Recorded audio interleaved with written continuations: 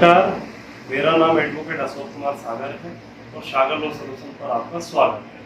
हमारा आज का विषय है 143 यानी संपत्ति को अकर्षित घोषित कराने की प्रक्रिया। तो दोस्तों, वीडियो प्रारंभ करने से पहले आपसे निवेदन है कि वीडियो को अंत तक देखें ताकि कोई महत्वपूर्ण जानकारी आपसे छूट ना जाए। इस वीडियो में हम आपको बताएंगे कि धारा 143 का मतलब क्या है, संपत्ति को अकर्षित घोषित कराने की कब आवश्यकता होती है, जमीन की 143 कराने के लिए क्या क्या दस्तावेजों को लगाना होता है, 143 कराने के लिए हमें किस न्यायालय में प्रार्थना पत्र देना होता है, 143 के विषय में स्थानीय कानून क्या कहते हैं, धारा 143 का मतलब क्या है, यह जानते हैं दोस्तों। धारा 143 की परिभाषा उत्तर प्रदेश जमींदारी विनाश और भूमि व्यवस्था अधिनियम 1950 में दी गई है, जिसके तहत कृषि भूमि को 143 के तहत अकर्षित घोषित कराकर उस भूमि को अन्य कार्यों में भी इस्तेमाल किया जा सकता है। भूमि एक राज्य विषय है और इसे नियंत्रित करने वाले कानून प्रत्येक राज्य में अलग अलग होते हैं। सरल भाषा में समझें, यदि आप शहर के बाहर किसी कृषि भूमि में घर बनाना चाहते हैं या कोई व्यवसाय या उद्योग लगाना चाहते हैं, तो इसके लिए सबसे पहले आपको अपनी भूमि को अकर्षित कराना जरूरी हो जाता है, क्योंकि कृषि भूमि धारा 144 के अंतर्गत आती है, जिसका उपयोग आप केवल कृषि कार्य के रूप में ही कर सकते हैं। यदि आप बिना भूमि का लैंड यूज बदले कृषि के अतिरिक्त कोई अन्य कार्य करते हैं तो यह गैर कानूनी है। जैसा कि आप जानते हैं कि बहुत से ऐसे किसान हैं जो अपनी कृषि की भूमि पर कुछ और अन्य कार्य करना चाहते हैं जो कि कृषि से संबंधित नहीं है, लेकिन वह यदि सीधे चाहें तो इसे शुरू नहीं कर सकते हैं। इसके लिए भू उपयोग यानी लैंड यूज बदलना होता है। भूमि अधिनियम की धारा 143 के तहत प्रशासन इस कार्रवाई को अंजाम देता है। धारा 143 के तहत कृषि भूमि को अकर्षित भूमि रूप में बदला जा सकता है। किसान इस जमीन का उपयोग अपनी मर्जी से चाहे जिस काम के लिए कर सकते हैं। किसी भी किसान को अपनी कृषि भूमि को अकर्षित घोषित कराने के लिए अपने आवेदन में जमीन का ब्यौरा देने के साथ ही उस उद्देश्यों की जानकारी भी देनी होती है जिसके लिए लैंड यूज किया जाना है। नंबर 2, संपत्ति को अकर्षित घोषित कराने की आवश्यकता कब होती है। साथियों, आप किसान हैं और नगर के बाहर आप कृषि भूमि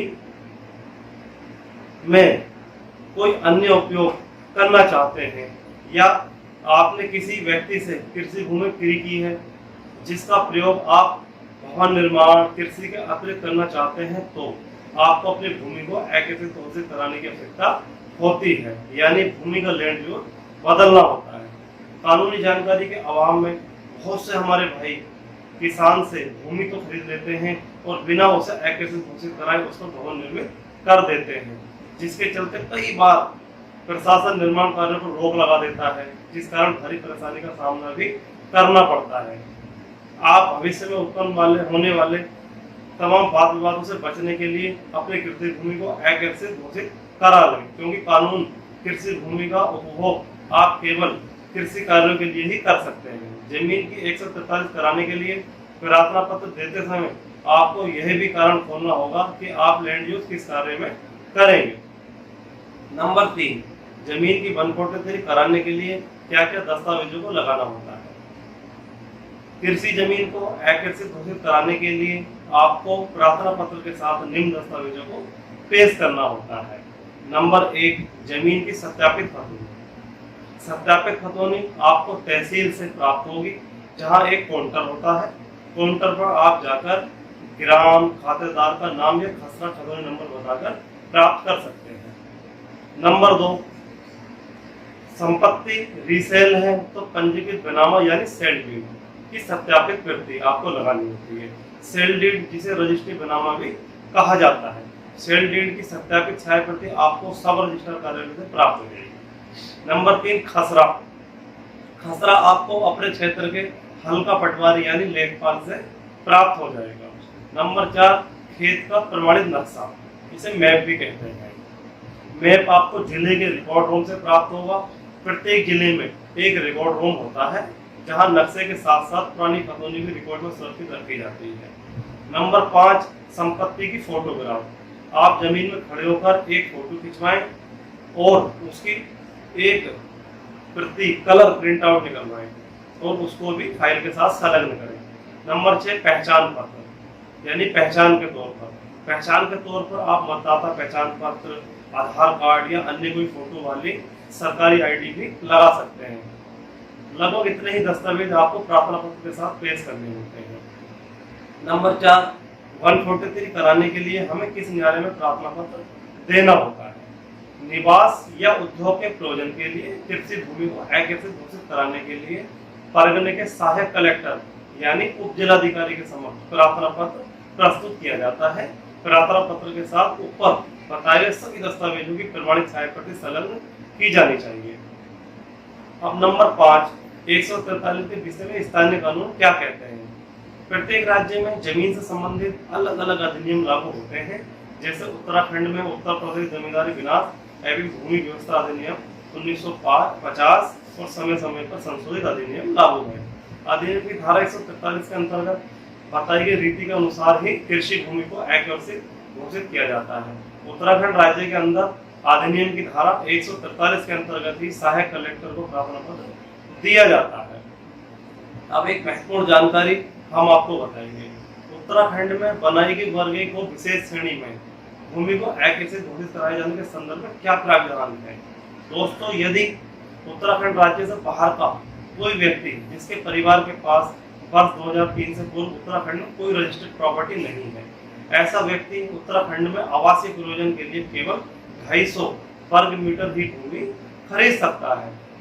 ऐसा कोई व्यक्ति उत्तराखंड में आवासीय प्रयोजन हेतु भूमि खरीदता है तो उसे 143 कराने की आवश्यकता नहीं है। इस संदर्भ में उत्तराखंड राज्य के जनपद उधम सिंह नगर के तत्कालीन जिलाधिकारी डॉक्टर नीरज खैरवाल ने कार्यालय के पत्रांक संख्या 9312 दिनांक 4 जुलाई 2018 को लीड बैंक अधिकारी उधम सिंह नगर को एक पत्र जारी किया था, जिसमें कहा था कि उत्तरांचल उत्तर प्रदेश जमींदारी विनाश एवं भूमि व्यवस्था अधिनियम 1950, अनुकूलन एवं उपांतरण आदेश 2001, संशोधन अधिनियम 2003 की धारा 129 से पठित धारा 154 क्लोज 4 क्लोज 1 का, जो कि उत्तराखंड जमींदारी विनाश एवं भूमि सुधार संशोधन अध्याय 2007 से संशोधित है, में किए गए प्राविधानों के अनुसार बगैर अनुमति के 250 वर्ग मीटर तक फिरी गई भूमि जो अभिलेखों में विशेष श्रेणी के भूमिधर में भी आवासीय भूमि परिभाषित है, जिसे पुनः अकृषित घोषित कराए जाने की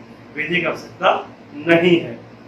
एक और महत्वपूर्ण जानकारी, धारा 143 और 144 के अधीन की गई घोषणा का रजिस्ट्रीकरण धारा 143 और 144 के अधीन दी गई प्रत्येक घोषणा की एक प्रतिलिपि परगने के अधिकारी सहायक कलेक्टर द्वारा तत्संबंधी उप निबंधक को भेजी जाती है, जिसे सब रजिस्टर भारतीय रजिस्ट्रीकरण अधिनियम 1908 क्लोज 1908 का 16 में किसी बात के होते हुए भी उसे बिना शुल्क के और विहित ढंग से रजिस्ट्रीकृत करता है।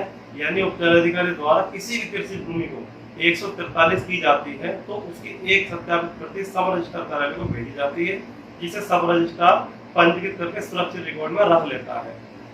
भविष्य में यदि आपको 143 के आदेश की आवश्यकता होती है तो आप कलेक्टर के कार्यालय के साथ साथ सब रजिस्ट्रार कार्यालय से भी एक प्रमाणित प्रति प्राप्त कर सकते हैं।